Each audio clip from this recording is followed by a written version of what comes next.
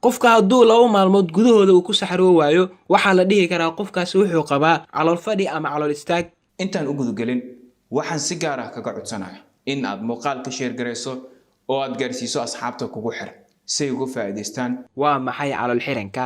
calool xiranku waa markuu saxaradu adkaato oo aad dareento inay si dhib leh ama xanuun badan saxaradu kaga imaanayso. qofka hadduu 2 maalmood gudahooda uu ku saxaroo waayo waxaa la dhihi karaa qofkaasi wuxuu qabaa calool fadhi ama calool istaag.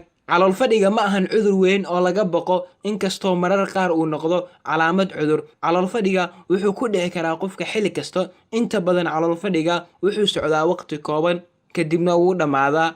dumarka ayaa kaga badan ragga calool fadhiga, sababtuna waa mandhaciirka weyn ee dumarka oo ka dheer kan ragga, taasoo keenta in mandhaciirka dumarka uu aad u qalajiyo biyaha saxarada.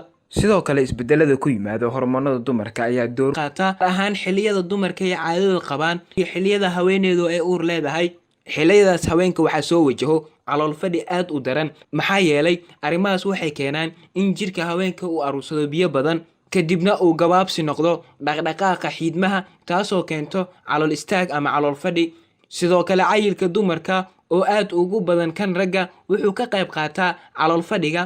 calaamadaha lagu garta calool fadhiga waxaa ka mid ah xanuun markaad saxaro dhigaysid, saxarada oo adkaata, doocasho ziyaado ah, awood la'aan inaad saxaradu ka timaado, ama adiga oo dareemin inay saxaradu si buuxda kaga imaan. calool xanuun, saxaradooda oo aad u yaraato. maxaa sababa calool xiranka? calool xiranku wuxuu dhacaa markuu mandhaciirka uu ka dhuuqa saxarada biyaha kadibna murqihii mandhaciirku ay waayeen saxaradu adkaanshaha ku yimaado aawadeed. marxaladan oo ay sababaan xaalado kala duwan sida fiberka aad qaadato oo cuntooyinka ku yaraado, biyo aan kugu filneen oo aad qaadato maalintii.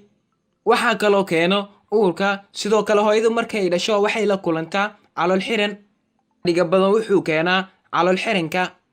sidoo kale waxaa keena dawooyinka qaar sida dawooyinka qalajiyaha iyo dawooyinka dhiigkarka.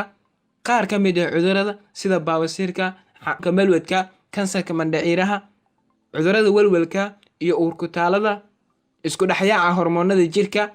haddaba sidee ugu hortagi kartaa dhibaatooyinka saxarada adag? si dabiici ah u jilci caloosha inta aadan daba raadin adigoo raacayo talooyinkan. si fiican wax u cun si aad uga dhigto mandhaciirkaaga joogto mid u shaqeeya, aadna u yeelato miisaan jireed oo caafimaad qaba. cunooyinka fiberka leh sida qudaarta cagaaran, noocyada kala duwan ee boorashka, koostada, ugu yar cunooyinkan waxay kaa dibci karaan xanuunka, sidoo kale waxay ka hortagi karaan calool xiranka. iska ilaali haraadka badan oo biyo badan cab, ugu yaraan 6 ilaa 8 galaas oo biyaha maalin waliba. iga badso, taasoo keeni karta in xiidmuhu cuntada si fiican u shiido.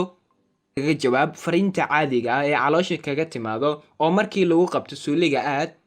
sidoo kale waa inaad qaadataa waxyaabaha sida dabiiciga ah calooshaada u jilcin kara sida tufaaxa, saliidda macsarada, sisinta, biyaha qumbaha. haddii xanuun daran uu jiro, qaado xanuun jabiyaasha caadiga ah sida brestmolka. sidoo kale waa inaad wax ka beddeshaa habka suuliga aad u fariisatid. doonaya sidaanoo kale inaad suuliga u fariisatid. lugahaaga waa inaad kor u yar qaadaa, waa in wax yar ay ka sareeyaan heerka miskaha. waxaa wanaagsan inaad adeegsatid kursigan si uu kuu caawiyo calool fadhiga uu joogto noqdo, uu ka badnaado muddo bil ah. waxaa lagaa doonaya inaad aadid xarumaha caafimaadka si baaritaan guud loogu sameeyo. meeshan ku dheh ama xagga hoose ugu wac qof walba oo aad jeceshahay inuu muuqaalkan uu ka faa'iidaysto.